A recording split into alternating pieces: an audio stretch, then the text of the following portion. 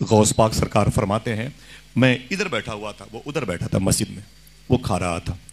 गौस पाक फरमाते हैं, मुझे भूख इतनी ज़्यादा लगी थी, जब वो लुकमा उठा के अपने मुंह में डालना चाहता था तो भूख की वजह से मुंह मेरा खुल जाया करता था, इतनी भूख मुझे लगी थी। उसने मुझे देखा, कहा, ए मुसाफिर, इधर इधर आ, ताल। तो गौस पाक फरमाते, मैं उठा, मैं उठ करके उसके पास गया। मैंने कहा, बताएं क्या बात है? उसने कहा, भूखे हो? मैंने कहा, हाँ भूखा हूं। कहा, खा लो खा लो खा लो, ये न मेरा है न तेरा है, इसे खा लो। सरकार गौस पाक फरमाते हैं, ये मेरा नहीं है, तेरा भी नहीं है, तेरा नहीं है, मेरा भी नहीं है, क्या मतलब है, किसका खाना है, तुम कौन हो?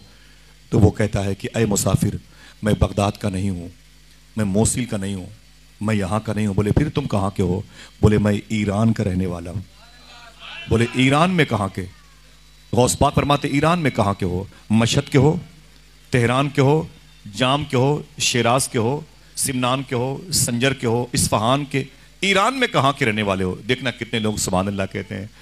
उसने कहा, ए मुसाफिर, मैं इस्फहान का नहीं हूँ, मैं संजरो सिमनान का नहीं, मैं जीलान का रहने वाला हूँ। जिलान मेरे शेख की पैदाइश के शहर का नाम है। गौस पाक ने अपने शहर का नाम सुना, तड़प गए, और तुम जिलानी हो? उसने कहा, तुम जिलानी हो? बोले, हाँ हाँ मैं जिलानी हूँ। बोले, यहाँ कैसे आ गए? उसने कहा, अय मुसाफिर, मैं बिजनेस के लिए बगदाद आ रहा था, तो मेरे मोहल्ले में एक शरीफों का खानदान रहता है, मेरे मोहल्लों में हसन हुसैन के बेटों का एक मकान है, एक कबीला आबाद है। बोले, फिर? बोले, उस खानदान में एक बूढ़ी औरत रहती है। अल्लाह, उस खानदान में एक बूढ़ी औरत रहती है। अय मुसाफिर सुन, पूरे जीलान वालों की जब दुआएं कभी कबूल नहीं होती हैं तो उस बूढ़ी औरत के कदम की मिट्टी उठा के दुआ की जाती है, अल्लाह दुआएं कबूल कर लेता है।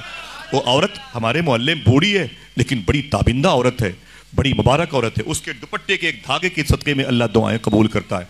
गौस पाक फरमाते हैं, उसका नाम क्या है? देखना कितने लोग बोलेंगे, उसका नाम क्या है? वो कहता है, उसका नाम मखदूमा फातिमा उम्मुल खैर है। आय हाय, यही नाम तो मेरे गौस पाक की अम्मी का था। अपनी माँ का नाम सुना, तड़प गए गौस पाक, रोने लगे।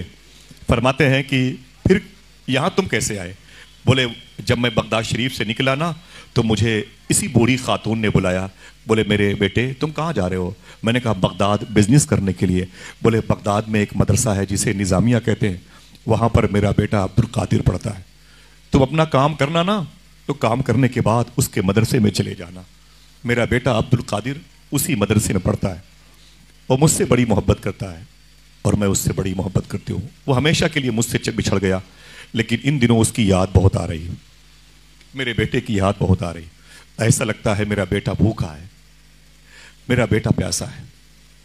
ये बात हकीकत है कि बच्चे अगर भूखे प्यासे होते हैं तो माँ को खबर हो जाती है, सही है कि नहीं? लेकिन अगर माँ भूखी होती है तो बच्चों को खबर नहीं होती। बच्चे होटलों में खाना खा के घर जाते हैं, माँ के लिए सूखी रोटी भी नहीं होती। बच्चे पेप्सी, स्प्राइट, थम्स अप पी के जाते हैं, माँ के लिए बाल्टी में गर्म पानी रखा होता है गर्मी के दिनों।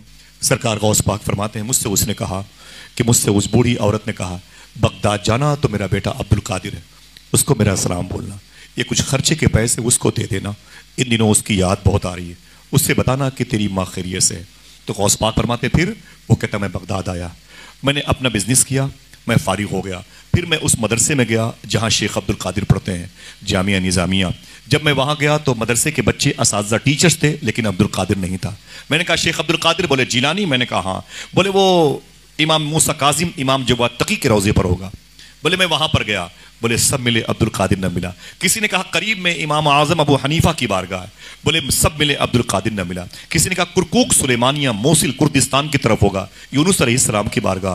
बोले, सब मिले, अब्दुल कादिर न मिला। किसी ने कहा, नजफ में मौला अली के रोजे पर होगा। बोले, वहां गया, सब मिले, अब्दुल कादिर न मिला। किसी ने कहा, करबला में हुसैन अब्बास के पास होगा। बोले, वहां गया, अब्दुल कादिर न मिला। तो किसी ने कहा था, अब्दुल कादिर मदायन के जंगलों में गुम हो गया, वही गुम हो गया, उसकी अक्ल माऊफ हो गई, माज़ल्ला उसकी अक्ल खराब हो गई, अब्दुल कादिर शायद इंतकाल कर गया। कहा, फिर मैंने अब्दुल कादिर को ढूंढते ढूंढते थक गया, मेरे अपने पैसे खत्म हो गए। बोले, फिर? बोले, अब जो पैसे मेरे पास उसकी माँ ने दिए थे, उन पैसों से खरीद खरीद कर मैंने खाना शुरू कर दिया। उन्हीं पैसों का ये खाना है जो अभी मैंने तेरे सामने रखे देखे, इसीलिए मैंने तुझसे कहा, इसे खा ले, न मेरा है न तेरा है। इतना सुनना था, गौस पाक बहुत रोए, इतना रोए, आंखों से आंसू निकले। उसने कहा, ए मुसाफिर, तू रोता क्यों है? गौस पाक फरमाते हैं, ए मुसाफिर सुन, जीलान से आने वाले, जिस अब्दुल कादिर को तू ढूंढ रहा है वो मैं हूं, जिसके लिए तूने इतनी दिक्कतों का सामना करना पड़ा तुझे, वो मैं हूं। उसने कहा तुम जिलानी अब्दुल कादिर हो? फरमाया मैं हूं। कहा वो तेरे बाप का नाम शेख मूसा जंगी दोस्त है? फरमाया हाँ। तेरी माँ का नाम फातिमा उम्मुल खैर? कहा हाँ। कहा तेरे दादा अब्दुल्ला जिलानी? फरमाया हाँ। कहा तेरी पुप्पू आयशा? फरमाया हाँ। ये मेरे घर के लोग हैं, ये मेरी माँ है। वो लिपट गया। उसने कहा अरे अब्दुल कादिर तू बड़ा खुशकिस्मत है, तुझे उस माँ का शिकम मिला जिसके नाम के सदके में अल्लाह दुआएं कबूल करता है। तो उस शरीफों के खानदान का है, शुरफा के खानदान का, तू हसनी हुसैनी लाल है। मैंने कहा हाँ। ये बता मेरी माँ कैसी है? मेरी माँ कैसी है? उसने कहा अब्दुल कादिर तेरी माँ ठीक है, ज़ौफ़ है, बुढ़ापा है, लेकिन तेरी माँ ठीक है।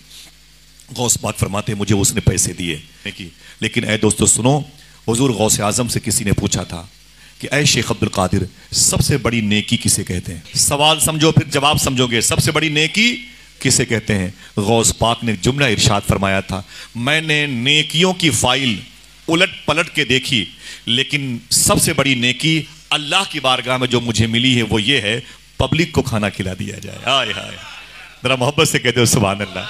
भूखों